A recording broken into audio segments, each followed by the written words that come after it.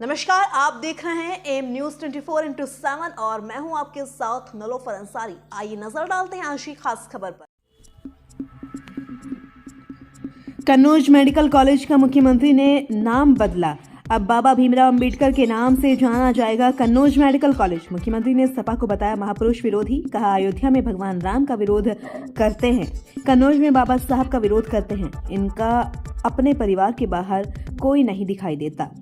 Yogi Adityanath vote जाति के नाम पर लेते हैं और काम परिवार के लिए करते हैं। कन्नौज के गौरवशाली इतिहास का भी सीएम ने किया जिक्र। सीएम ने कहा कि डबल इंजन सरकार हर योजना में सबको शामिल करेगी, लेकिन तुष्टीकरण के नाम पर कुछ नहीं मिलेगा। कन्नौज में 352 करोड़ की 59 योजना का सीएम ने लोकार्पण और शिलान्यास भी किया। सांसद सुब्रत पाठक के प्रयासों की भी सीएम ने की तारीफ। कहा, पिता को केंद्र में रखकर सांसद उनके स्वप्न को आगे बढ़ाने का कार्य कर रहे हैं, वह प्रशंसनीय है।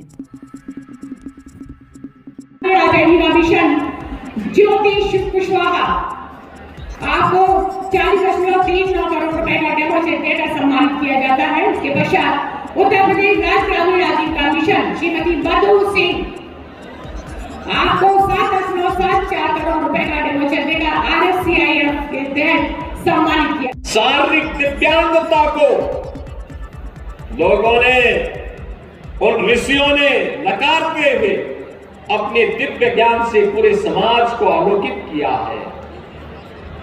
और मध्यकाल में ब्रजभूमि में सूरदास जैसे ऐसे यशस्वी कवि हुए हैं जिन्होंने अपनी रचनाओं को समाज का मार्गदर्शन किया है। आज भी दुनिया के अंदर आप देखते होंगे या प्रदेश में भी आप देखते होंगे, चित्रकूट में जगत गुरु रामभद्राचार्य जी हैं, दिव्य चक्षु हैं, लेकिन जब वे कथा का वाचन करते हैं तो जिनके पास भौतिक चक्षु हैं वह भी उनके सामने फेल होते हुए दिखाई देते हैं। भाइयों बहनों, दिव्यांगता को अभिशाप मानने की बजाय उनको संबल दे जाने की आवश्यकता है। संबल के साथ अगर हम खड़े होते हैं तो यह कार्यक्रम मजबूती के साथ आगे बढ़ सकता है और ऐसे हजारों लोगों के लिए जीवन देना, डबल इंजन सरकार की योजनाओं के साथ उन्हें जोड़ना।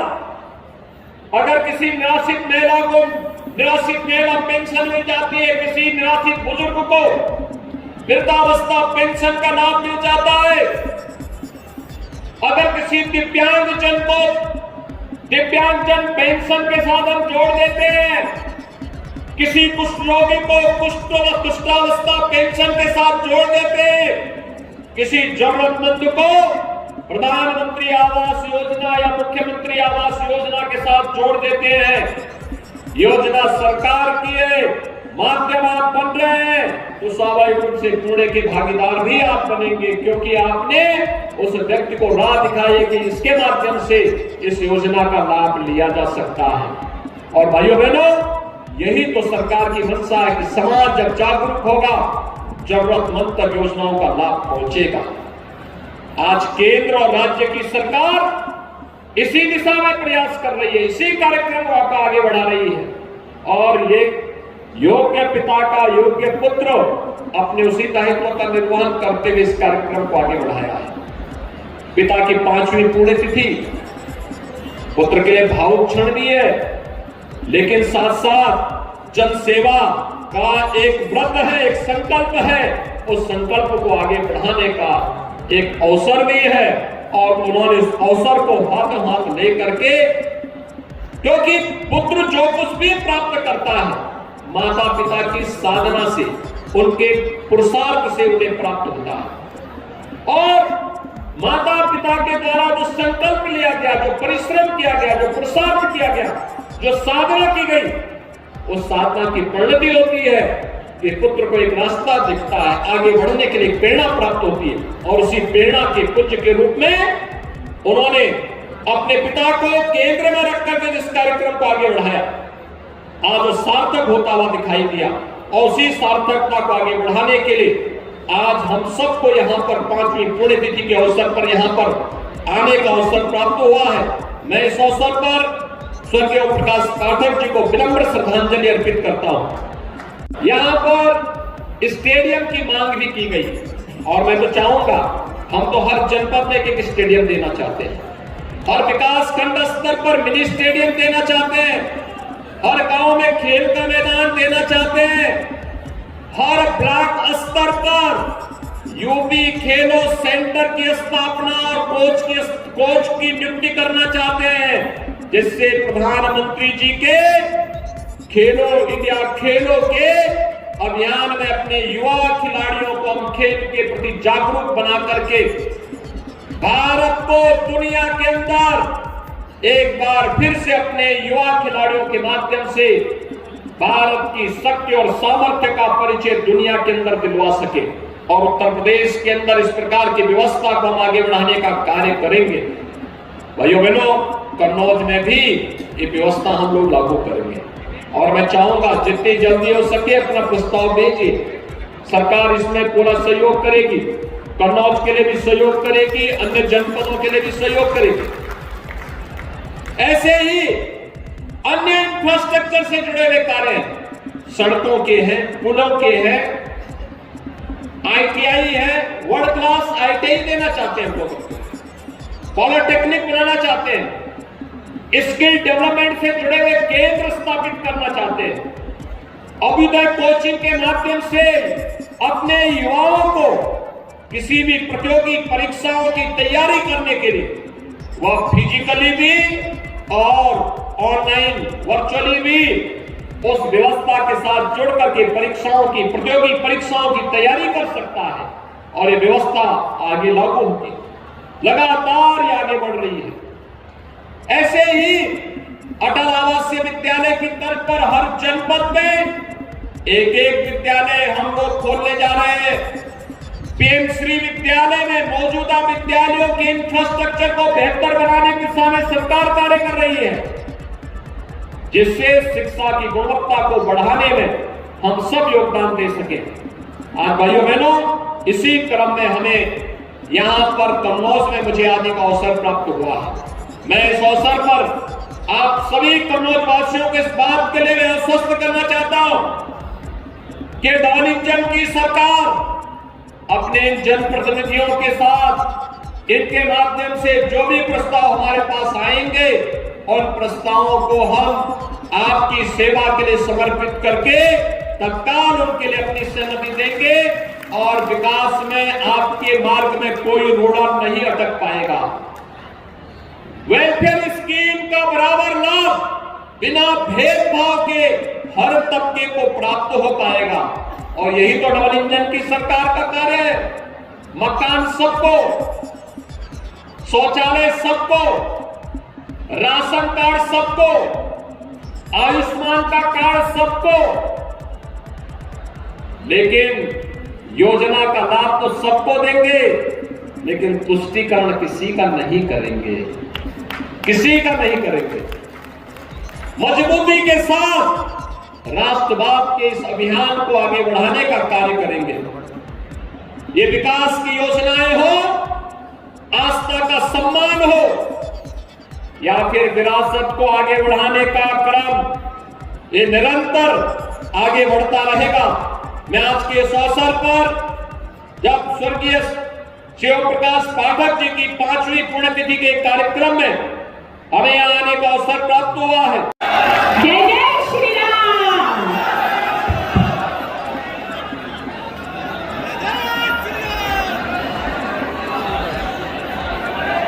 चित्र नगरी कन्नौज में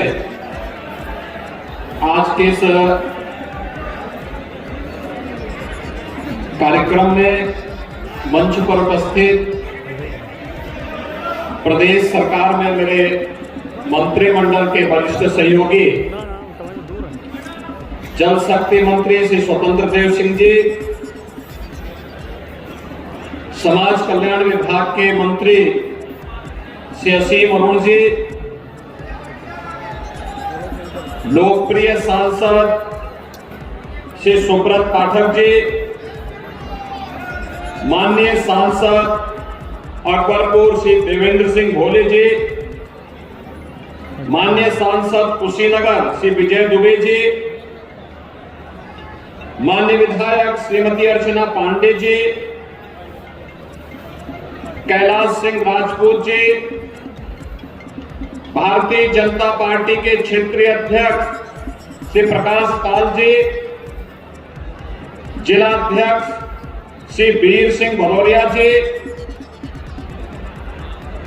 प्रदेश अध्यक्ष अनुसूचित मोर्चा श्री रामचंद्र कनौजिया जी, माननीय विधायक श्रीमती पूनम संकवार जी, भारतीय जनता पार्टी के सभी पदाधिकारीगण, जिला पंचायत के अध्यक्षगण, भारी संख्या में आज कन्नौज में यहां पर उपस्थित सभी बहनों और भाइयों, आज यहां पर हम लोग यहां के वरिष्ठ समाज सेवी, उद्योग व्यापार के साथ साथ राष्ट्रवादी मिशन के साथ जिन्होंने अपना जीवन समर्पित किया, ऐसे स्वर्गीय ओम प्रकाश पाठक जी को विनम्र श्रद्धांजलि अर्पित करने के लिए उनकी 5वीं पुण्यतिथि के अवसर पर एकत्र हुए हैं। मैं इस अवसर पर स्वर्गीय ओम प्रकाश पाठक जी को उनकी सेवा के लिए, उनकी साधना के लिए विनम्र श्रद्धांजलि अर्पित करते हुए आप सभी का हृदय से अभिनंदन करता हूं। बहनों और भाइयों, मैं श्री सुब्रत पाठक जी और श्री असीम अरुण जी को इस बात के लिए भी धन्यवाद देता हूं कि उन्होंने भारतीय जनता पार्टी परिवार के एक वरिष्ठ कार्यकर्ता, पूर्व विधायक और विधान परिषद के हमारे निवर्तमान सदस्य श्री बनवारी लाल दोहरे जी के मृत्यु के उपरांत उनके परिवारजनों के साथ संपर्क और संवाद बनाने और आज उनसे मेरी मुलाकात करवाने और वहां तक मुझे जाने का अवसर दिया है। मैं इस अवसर पर स्वर्गीय बनवारी लाल दोहरे जी को भी विनम्र श्रद्धांजलि अर्पित करता हूं। भैया बहनों, आज जब कन्नौज में आए हैं तो कन्नौज का तो अपना इतिहास रहा है। महाराजा हर्षवर्धन अपनी दानवीरता के लिए जाने जाते थे और प्रयागराज कुंभ की जब हम बात करते हैं तो महाराजा हर्षवर्धन के बगैर वह सब अधूरा माना जाता है। एक कन्नौज की ही धरती है, मां गंगा की ही कृपा है कि हर्षवर्धन को भी राजा के रूप में स्थापित करने का सौभाग्य कन्नौज की धरती ने दिया और कन्नौज की धरती से उन्होंने देश के अंदर ये शासन व्यवस्था की नींव रखी थी, वह सैकड़ों हजारों वर्ष पहले राम राज्य की अवधारणा को पूरा करता है। आज मैं कन्नौज में आया हूं तो महाराजा हर्षवर्धन के समय से प्रारंभ उस राम राज्य की अवधारणा को आज प्रधानमंत्री मोदी जी के नेतृत्व में जब अयोध्या में 500 वर्षों का इंतजार समाप्त करते हुए प्रभु श्री राम लला की मूर्ति की भव्य प्राण प्रतिष्ठा का कार्यक्रम संपन्न हुआ है, इसके लिए आप सबका मैं अभिनंदन करता हूं, आपको बधाई देता हूं।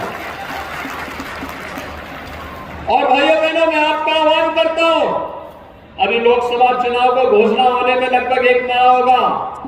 इस दौरान आप सुब्रत पाठक जी को, असीम अरुण जी को, अर्चना पांडे जी को, कैलाश राजपूत जी को और इन सभी पदाधिकारियों को पकड़ करके एक बार अयोध्या में रामलला का दर्शन करने के लिए जरूर आइए।